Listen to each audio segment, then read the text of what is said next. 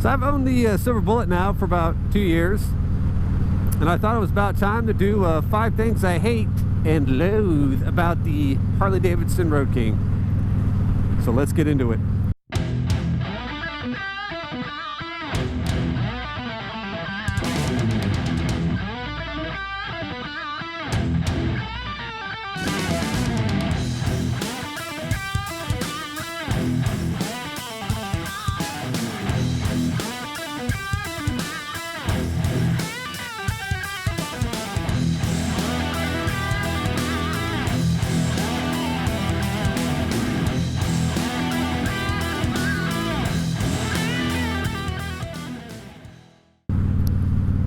Guten Tag, everyone. It's your boy Bly here with IronCross Racing, coming to you from another beautiful day in Texas Hill Country.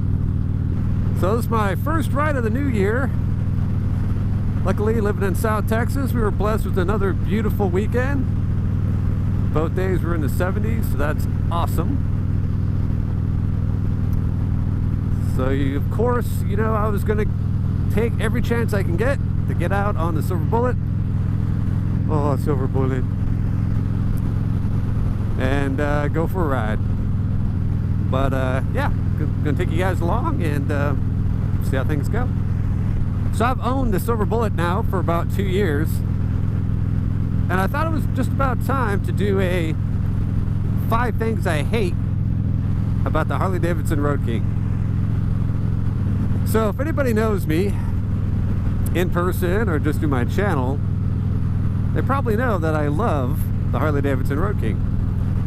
So it's really hard for me to come up with 5 things that I don't like about this bike. Really had to rack my brain. So some of the things I selected were things that I had to get used to in the beginning. So number 1, the weight. So the bike I had before the Road King was a Triumph Thruxton. That bike, I don't know, 400 or 500 pounds tops. The Road King's like 800-900 pounds. So yeah, it was quite a bit heavier. So it was definitely a adjustment getting used to just the size of the bike, the weight.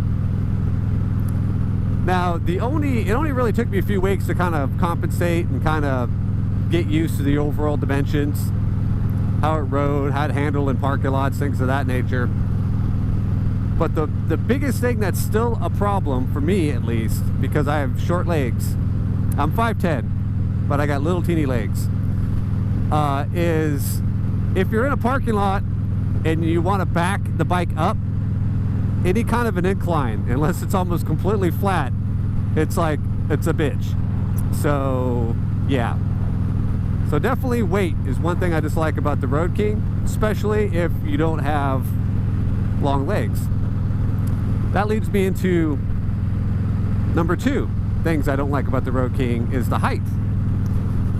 So like I said, before I put the 21-inch front rim on, I could pretty much flat foot the bike pretty good. I mean, I wasn't like, my knees weren't bent. I mean, my legs are pretty straight, but I could flat foot the bike. Put the 21-inch rim on the front, and I raised it up, you know, I don't know, half an inch or so. But now I can kind of flat foot, but a lot of times I'm just on the balls of my feet, which for 95% of what I do, 95% of the riding, it's not a big deal. But when you're in those situations where you're in a parking lot or something like that, and you actually have to scoot the bike with your feet, then it can become a problem. So height is definitely a thing I don't like about the Road King, at least for my size. So if you have a longer inseam, regardless of your height, it'd probably be perfect. I would say 32, 34-inch inseam, you probably wouldn't have no problem at all.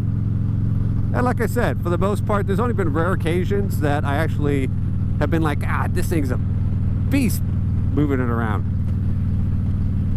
But majority of the times, it's when I roll in a parking lot, I just don't park on where I have to back up into an incline. I'll just pull up to it, and that way I can just roll back and then take off. So it just makes it so you have to think a little bit more when you're actually looking for a parking spot.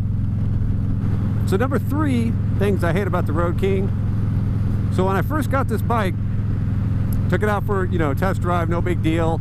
But when I got on the freeway, I started noticing how much buffeting, wind buffeting it had. And it was one of the first motorcycles I had that had a large windshield on it. A lot of the sport bikes I had little small ones, which kind of worked, not that big of a deal, but you weren't really expecting a lot of wind blockage.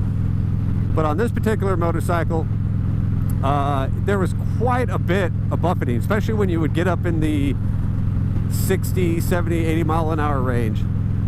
And I was just like, it was literally, it would like vibrate your head and make it to you where you couldn't even blur your vision.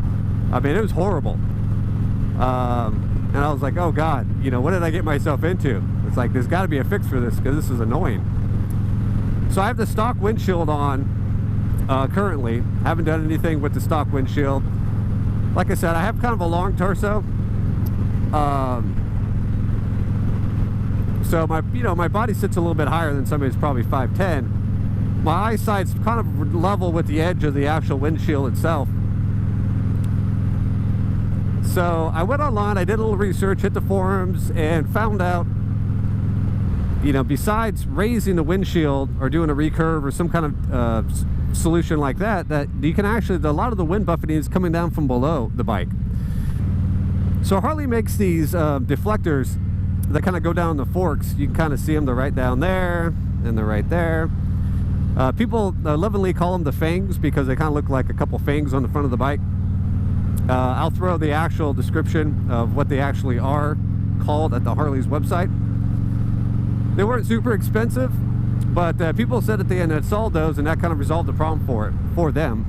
So in suit, I went ahead and, you know, desperately needing a solution for this crazy wind buffeting that this bike had, bought them, slapped them on, and buffeting's gone. So now I'll get a little bit of buffeting, like once I get up between 70 and 80. Mostly closer around the 80 range, but it's very nominal.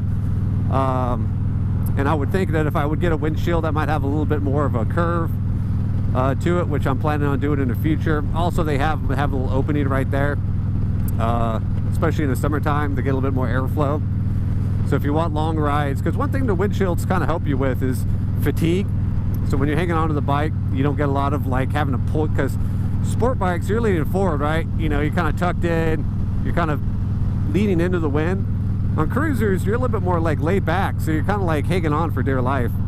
And when you don't have any kind of a windscreen or wind protector, you have a lot of, you know, it takes a lot of strength just to kind of keep your body upright from the constant wind buffeting. So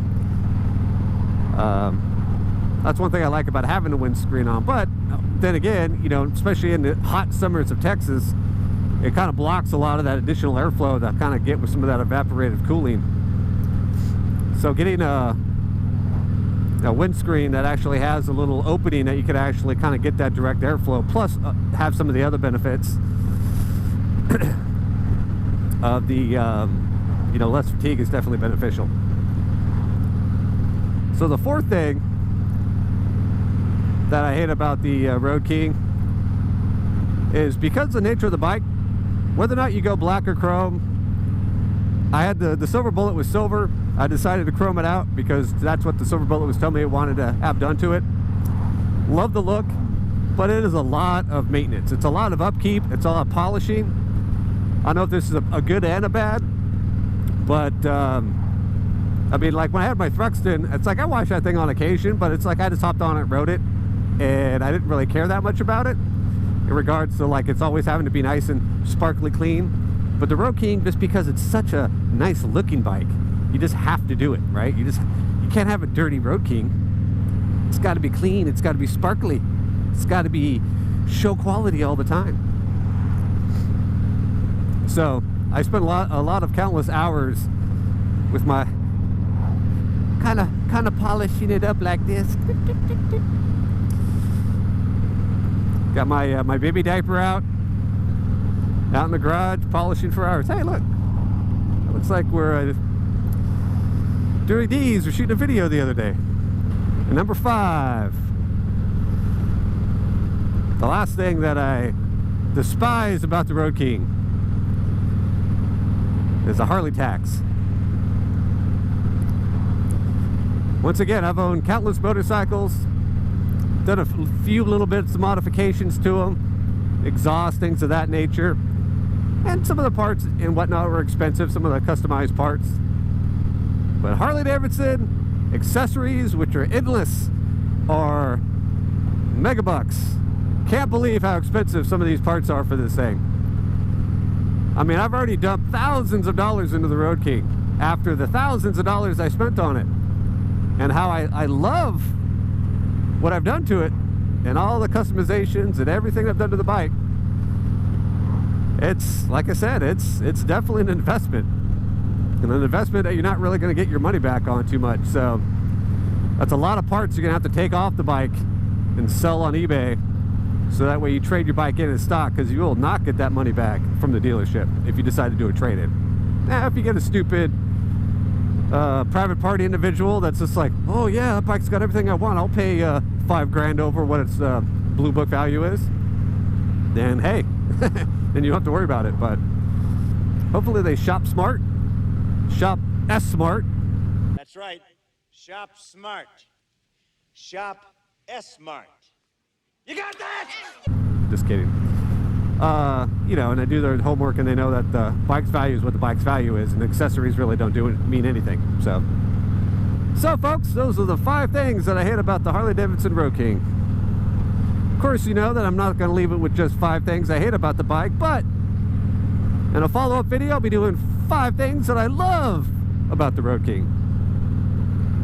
And I probably could do 150 things that I love about the Road King, because I love this bike. So, thank you for watching. This is your boy Bly with IronCross Racing. If you like this video, go ahead and hit that like button. If you haven't already, please do me a favor and press that subscribe button. And don't forget to hit the bell notification so you can be alerted whenever I release my next video. So you guys get out there and ride. Get out there and make some great life experiences in 2020. And I'll talk to you guys all later. Peace.